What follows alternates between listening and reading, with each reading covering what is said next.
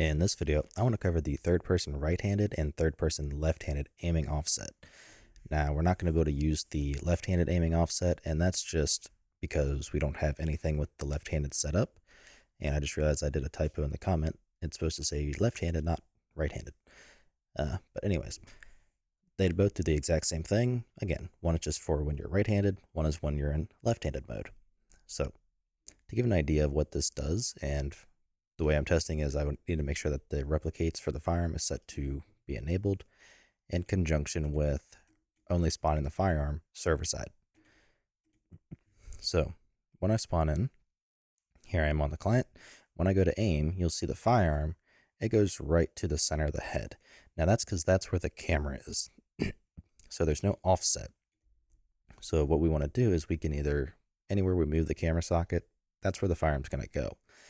Now, that works fine for first person, but for third person, that's not really something we want. We would want it positioned more along the lines of the shoulder. So what we're going to do is let's just try 8 on the x-axis, and that would bring it left and right.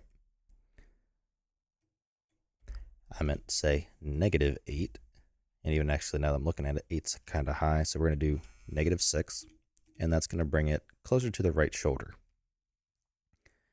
So you can see now, when I go to aim, it's by his right eye. So likewise, we're going to want to go probably a little bit farther to the right and down a little bit. So we're going to do we'll do just -7, and we're going to bring it down. So we're going to go -2. And we're going to give that a try. Why did he spawn me over here?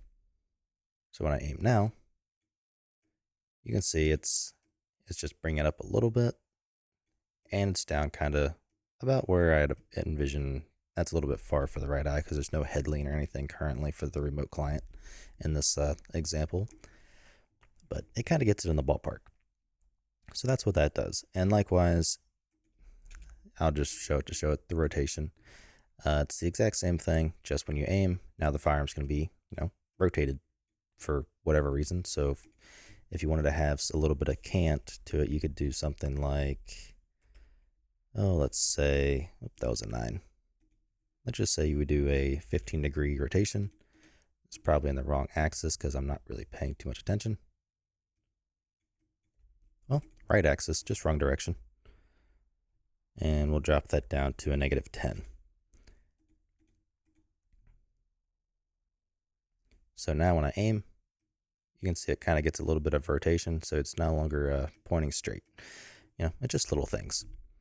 But anyways, that's what these two options do, and that's how you can work with them and kind of tweak them to get a result that you want.